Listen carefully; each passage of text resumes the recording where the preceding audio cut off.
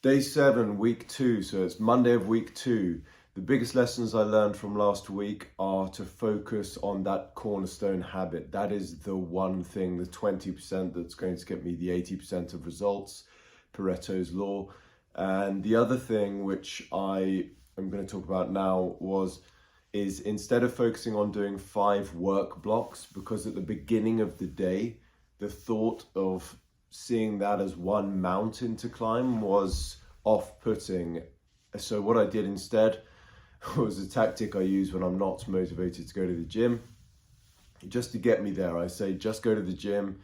I'm talking to like the chimp in my brain, if you've read The Chimp Paradox. Just go to the gym, do a warm-up and do 4 sets, and if you want to, you can go home. And normally once you've got momentum, it's easy to do a bigger workout. So instead of seeing the goal as 5 work blocks, one mountain, I put it as 3. So I would do 2 work blocks in one location. Then for me personally, I cannot stay in the same place. I need to move. I get bored very easily, and I just find that a change of location, and I think that there is in business psychology, they've done research to support this, that when you change location, it does up your productivity, I think. So I do 2 work blocks, do a third somewhere else, and by that time on the Friday, when I had this new approach of just focusing on doing 3 work blocks, don't see it as 5, just do 3. And if that's all you can do for the day, I tell myself at the beginning, then great. Well, by the time I'd done the 3, I was flying and doing the 4th, 5th, and in fact, I did a 6th work block, which for me, 6 hours of focused work. I'm not talking about sitting down and checking my phone. No, in that work block, the phone is face down, it's away from me or in my bag. I have an objective for that work block and I'm very focused. There were times when I was tempted to, it's habitual, right? It's if you've read Nir Eyal's book, Hooked, he's written another brilliant book, Indistractable. Nir Eyal, Nireyal, I think it is.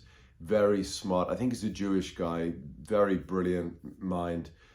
He talks about how these habits are triggered with an internal trigger, normally like an itch, and iPhone and Apple, with the iPhone and Android phones, whatever, they are so good. They've got into our mind, into our subconscious. It's almost automatic to reach for the phone and just pick it up and look at something. So all of my notifications are turned off, all of the pings are turned off, and it's one of the biggest distractions or triggers for a habit is a visual cue. So if you see the phone there, that's why I put the phone physically away in the bag.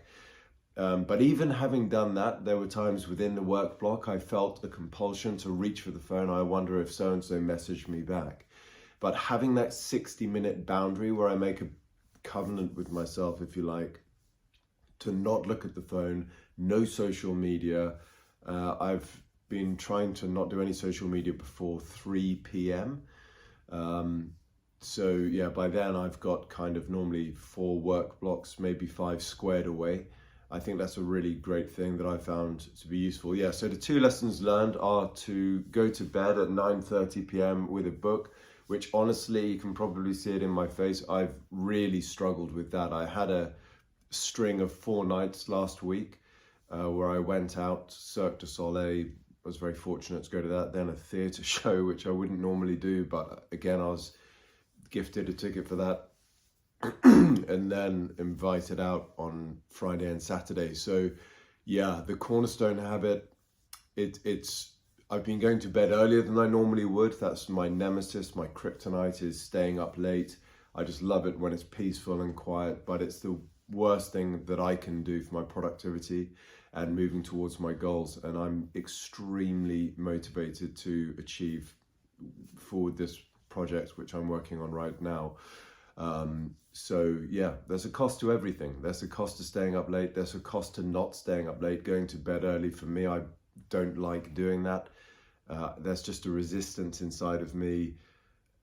But once I'm in bed with the book, I feel so happy I've done it. So another thing I would say is that if you want to do a journey like this, where you focus on 40 days of focusing on your health or productivity.